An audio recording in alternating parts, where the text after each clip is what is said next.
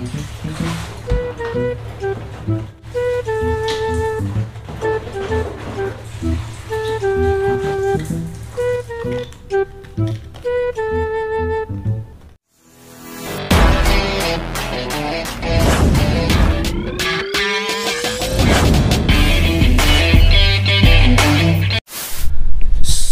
yung pono, what's up sa inyo mga pangat at welcome back to our channel. Yun. Siyempre magandang umaga, tanghali, hapon, gabi sa inyong lahat dyan mga pangat at kung anong oras naman to napapanood yun, di ba? Good morning, bless sa inyong lahat dyan mga pangat at hindi pa rin tumatakbo yung ating relo hanggang ngayon. Kasi hindi tayo nakabili ng battery mga pangat. So anyway, ngayon mga pangat may gagawin tayo, may pupuntahan tayo. At syempre, meron tayong pag-uusapan. Ututang dila na naman to. Kung ano man ito mga pangat, abangan nyo lang. Syempre mga pangat ngayon is dahil umaga, mag-aalmusal tayo. Syempre, hindi naman talaga tayo nag-aalmusal pero mag-aalmusal tayo. Ngayon, magpiprito tayo ng topo habang tayo yung nagkikwentuhan. At nakita nyo naman mga pangat yung intro, naglalaba tayo mga pangat. Nilalaban natin yung ating Team Pangat shirt. Syempre, kusot-kusot lang mga pangat. Kasi mga pangat, ha, kapag winashing natin ng ganito, ito pangat ako sa inyo ha. Pag ginanya natin yan, po, hindi ko alam kung ano mangyayari. Kasi ito mga pangat medyo, yan, medyo nagka-problema siya mga pangat. Kaya medyo malaking gastusin, kaya bumili na lang bago instead na gastusan pa yan. Pero kung ito mga pangat, hindi siya masisira yung damit. Pero anyway, sa kanang pag-usapan natin, ang pag-usapan natin, mag-almusal mo tayo habang tulog pa yung ating mga kasama. At may pag-usapan tayo mamaya. Yung tokong ganito dito, ito pagka nagtitipid kayo mga pangat, pagka sa budget nyo pang ulam, ito pwede ito mga pangat nyo, ganyang kakapal yan, ganyang kalapad. Ano siya, no? 3 dirhams. Pwede mo nang pang ulam to, 3 dirhams lang. Sustansya pa mga pangat, unlike pag mag-ano kayo, mamaling, ako po, ang mahal tapos, siyempre, unhealthy, di ba? Siyempre, ito na siya mga pangat, oh. Oo, di ba? Gagamitin natin yan mga pangat sa pagluluto o sa pagprito. Siyempre, olive oil. Virgin olive oil mga pangat. Number 1. Di ko alam kung saan ito galing.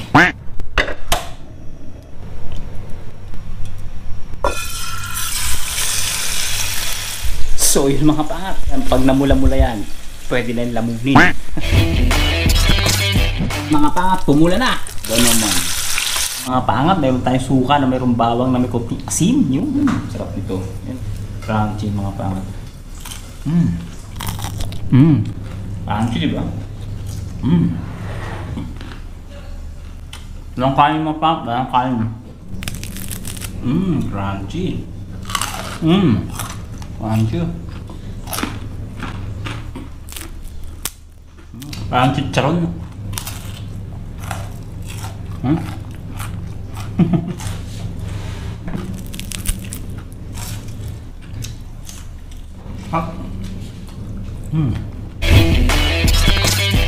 So yung mga pangat, sobrang sarap ng tofu. May natira pa tayo mga pangat tayo. Hindi ko pa siya naubos. Share ko lang bahagya sa inyo mga pangat yung nangyari sa akin nung nakaraang mga vlog natin. Yan yung vlog na yan mga pangat. Actually, 3 vlog yan eh.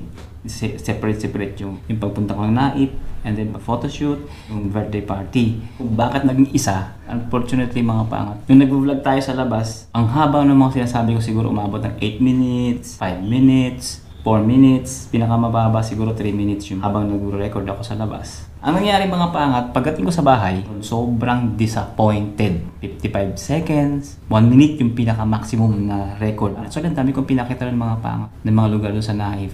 Meron akong mga sinat out, meron akong sinagot ng mga tanong, pero wala lahat ng yon. Hindi siya na-record, no? Pagdating naman dito mga pangat sa, nung nag-photoshoot kami ni Joseph, Kabayan Vlog, habang kami nag-vlog sa labas, may mga kabayan tayong mga nakiki-interact sa atin. Wala din yun mga pangat, ang saya pa naman sana. Ngayon, nag-research ako mga pangat, inalam ko anong dahilan. Mga pangat, may dalawang dahilan kung bakit. Unang sitwasyon, no? Heat ng battery ng GoPro na nasasabi nila is yung battery yung nag-iinit. Oo, nag-iinit talaga mga pangat yung battery ng GoPro. Nafe-feel ko siya nangyayari kapag sobrang init na. Nagka-cut siya o nag-off siya automatically. Nag-i-stop siya for recording. No, pwedeng ganon. Tapos ang init pa ng temperature dito, syempre 42 degrees Celsius. Ayan oh, kita nyo ba? Oh, feels like 48 degrees Celsius. Tapos yung humidity niya is 30. Sobrang init yan mga pangat. Sakat sa balat kaya hindi natin kaya mag-vlog ngayon sa labas. Pero nung mga nakarang taon, kaya ko mag-vlog eh. Pero ngayon parang sobrang sak na sa vlog. O tumatanda lang talaga ako. Ang pangalawa is yung klase ng memory card. Yung speed. No? Isang dahilan kung bakit hindi siya nagtutuloy-tuloy pag-record. Kasi hindi niya kayang makasabay doon sa recording ng GoPro. So meron tayong dalawang SD card dito. Yan. Yan, dalawang SD card. Etong SD card na to mga pangat na Samsung 32 EV0 ba yan? Yan. Kasama itong mga pangat sa GoPro na ibinigay ni Sir Glenn. Ito namang Sunbeak Ultra 128GB micro SD card. Ito, yan. Ito yung dati kong SD card, no? Pero hindi ko ito ginagamit sa cellphone. Hindi siya direkta dito pa nag-record tayo. Sa cellphone, sa internal memory tayo ng cellphone, doon may direct na pa nag-vlog tayo. So ngayon, tinesting ko silang dalawa. Tinesting ko sa init. Ito, tuloy-tuloy pa rin. Walang problema. So, nag-vlog din ako sa init, nagamit ito. Nagka-cut-cut siya. Itong SD card na gamit kong ito, yung 128. So, sinubukan ko ulit siya dito sa bahay na hindi mainit. So, same thing pa rin mga paangat. Ito, tuloy-tuloy. Pero itong SD card na Sunbeak is nagka-cut-cut siya. Naka-maximum niya is 1 minute. Something lang kahit nagsalita ka lang 3 minutes or 2 minutes. Makakat siya mga pangat. Hindi niya maka-record. Pero pag off mo ng GoPro, makikita mo na 2 minutes siya. Pero pag play mo na yung video, 1 minute lang or 55 seconds. Patunayan ko na hindi dahil sa init, no? Dahil sa speed mga pangat ng memory card. So ngayon mga pangat, syempre ang ginawa natin, bumili tayo ng memory card, ng SD card sa B30 tayo. Ito ba yun? Ito, 85 dirhams. Ano 85 dirhams? B30 128. Yung speed niya is 90 up to 190 Mbps. Ganito yung dati natin. Ito, yan, 128 siya, pero hindi siya B30. Diba? Hindi siya B30. 43 grams lang kung ito si mura, diba? Meron dito ito, 256 GB. Medyo pricey siya mga pangat. Ito naman B30, 200. Yung speed niya is 150. So dito na tayo mga pangat, pwede na siguro to. Yun yung binili natin mga pangat. Yan, Sunbeak. So ayan yung gamit natin ngayon mga pangat. Ngayon, makikita natin mga pangat, itong Sunbeak na gamit natin na V30. Kasi sabi nila V30 maganda raw. Kung ngayon, habang nagsasalita ako, hindi siya nagka-cut. 6 minutes na nagsasalita ako ngayon. Mga pangat, makapansin nyo mga pangat, 7 minutes pa siya mga pangat. 7 minutes. Ayan o.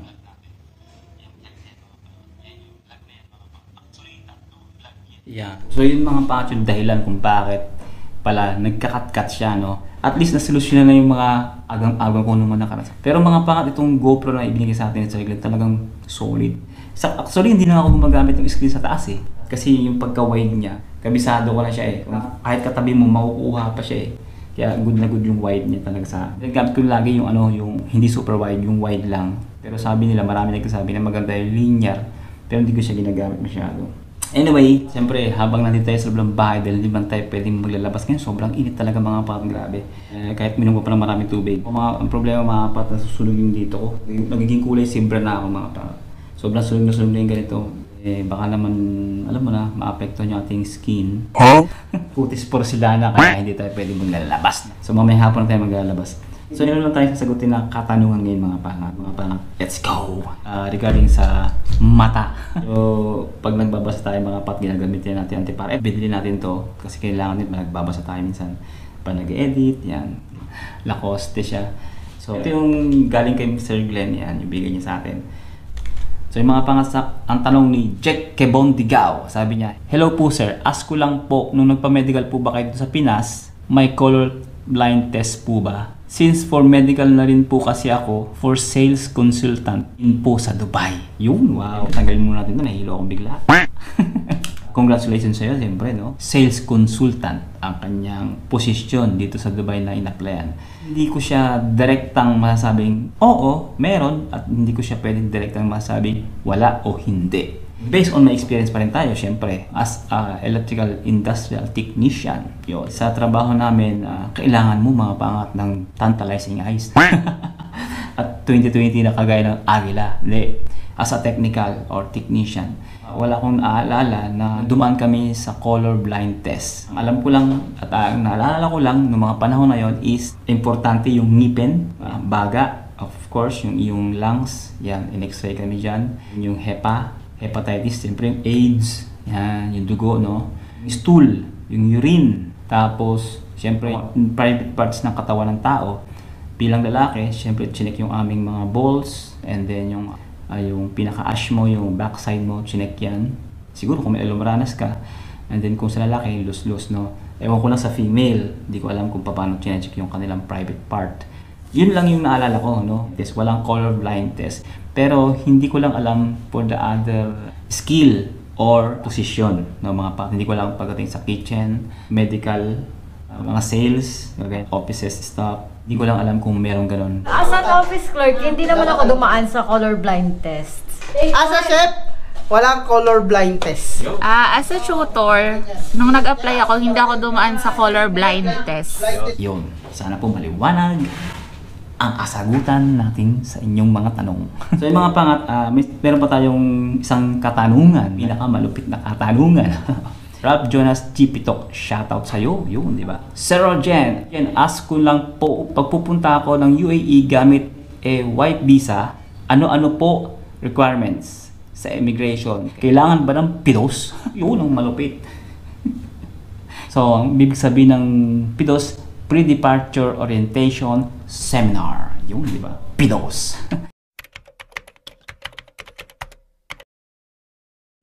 Sabi ko nga sa inyo mga pangat, panoorin yung vlog kong yan. Yan. Para na kayo nagpidos. At manood na kayo sa YouTube channel natin para kayo nagpidos. Siyempre, Roger TV, Team Pangat, Pidos. So anyway, balik tayo sa topic ni Sir. Yung tanong mo, Sir, no, visa wife ba ang visa mo? No? Magpipidos ka ba? Pumunta ka ba ng isang agency? Nag-apply ka ba as a OFW? May trabaho ka ba agad na pupuntahan dito? Diba? Hindi naman eh. So ang PIDOS is hindi yan para sa mga tourist or visit visa, family visa. Ang mga nagpipidos lang, na hired sila from Philippines, ng mga agency dyan sa atin, ng mga legit under PUEA, ng mga pangat. All over the world, nakalabas kayo ng bansa, mga OFW na pupunta rito. Kahit saan kayo pupunta, except lang yata sa Japan, kasi sa Japan is Kenshusei. I think Kenshusei until now, hindi ko alam kung Kenshusei pa rin. Shoutout sa mga taga-Japan dyan. Comment down below kung hindi kayo nagpidos kasi Kenshusei pa rin kayo, no? Ibig sabihin ng Kenshusei trainee, no? 6 months. Pero 2 years o 3 years yata yung contract dyan. Sa ngayon, or 5 years na yata. So anyway, balik tayo sa topic ni Sir. Yun yung kinakailangan magpidos, no? Kasi sa pidos, sasabihin dyan kung ano yung mga restriction ng country na pagtatrabahuan mo. Ano ba yung do's and don'ts? Ano ba yung mga bawal? Ano ba yung dapat mong gawin? Kasi mga pangat, kapag ikaw isang OFW, kaya ka magpipidos, kalakip niyan mga pangat, ikaw ay nasasakop or pananagutan ng ating gobyerno Pilipinas. Guess niyo po? Unlike mga pangat, kapag ikaw ay naka-visit visa ka or visa wife, husband visa man yan, ibig sabihin, under ka ng asawa mo. Diba? Hindi ka nabibilang dun sa mga OFW na pananagutan ng bansang Pilipinas kapag ano man ang mangyari sa rito. So yun, sana maliwanag yun mga pangat. Mga pangat sa mga may mga maidadagdag pa dyan na idea regarding sa usaping ito na so ano bang kailangan nilang requirements para sa iyo na nasa Pilipinas. Ang kailangan mo lang dyan syempre kung ikaw ay wife or husband na nasa Pilipinas na dadalhin ka ng iyong asawa ay dito sa Dubai, ang kailangan mo lang syempre passport, visa, and ticket. Lahat ng ibang dokumento ay dapat provided dyan nung kung sino man yung kukuha sa iyo, lalaki man yan o babae. Mula sa ating immigration, yung sa kanyang company. Siyempre, importante yung mga marriage contract. Hindi ka pwedeng live-in lang dyan, mga pangat. Tapos wife, husband, hindi pwede. Kailangan meron kayong marriage contract. No? Isa rin yun sa kailangan na requirements. At marami pang iba. Siyempre, kung gusto nyo malaman mga pangat, pwede kayo mag-inquire sa ating Philippine Consulate. No? Wife mo na nandito, pwede siya mag-inquire dyan. Pwede siyang pumunta direkta. Nasa Dubai siya, alam niya kung nasaan yung Philippine Consulate dito. At kung ikaw naman nasa Abu Dhabi, alam mo rin kung nasaan banda yan, di ba? Yan. So yun lang mga pangat, sana sagot ko yung mga katanungan. Marami pa tayong pupuntahan at mayroon pa tayong gagawin. Maghapon, nag-alaba pa tayo. Hindi pa tayo nakapagsampay. Siningit lang natin yung pag-vlog para naman mayroon tayong information na may bahagi sa inyo ngayong araw na to. At syempre, malapit naman mag-July mga pangat ka. Parang ang bilis na ng panahon, no? December na naman. Magpapakita na naman si Jose Marichan. Tingnan natin kung tapos na. So, tubigan muna natin mga pangat. Tubigan muna natin. Hindi pa tapos, di ba? Haba ng mga pangat ng ano ko, lupit oh. Di ba? Ang ganda na, no? Ang ganda na nito. At syempre mga pangat, bago natin tapusin ito vlog na to, di ba mga pangat? Shoutout muna tayo syempre. Shoutout muna tayo ng isang malupitang shoutout. Syempre, shoutout nga pala kay Rodney po. Shoutout pangat. Shoutout sa'yo bro. Bago ka pa lang, don't forget to like and subscribe ka naman dyan. I-hit mo na yung notification bell para update ka lagi sa mga vlog natin i-upload. Para dumami tayo, lumawak ang team paangat, di ba? Ang mga kapaangat natin dyan, di ba? Syempre. At wag mong kalimutan na malapit na i-release ang ating t-shirt. At syempre kung sa mga gusto umorder dyan, dalawa yung ating design. Makikita nyo sa bandang huli nitong video na to. Kaya, umorder na kayo. Andyan yung ating Facebook page sa ating description. Message kung ano yung size. At syempre yung gusto nyong design, no? Maliwanag ba?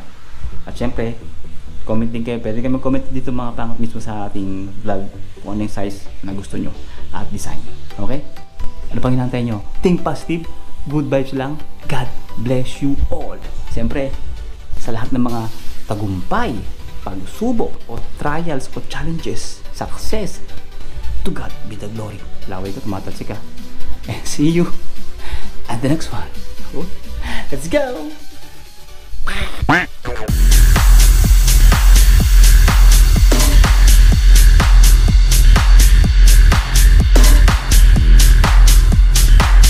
As a kitchen, never naman na dumaan dyan. Bilisan mo yung mabilis. Ha? As a kitchen. As a kitchen, never naman na dumaan ako dyan.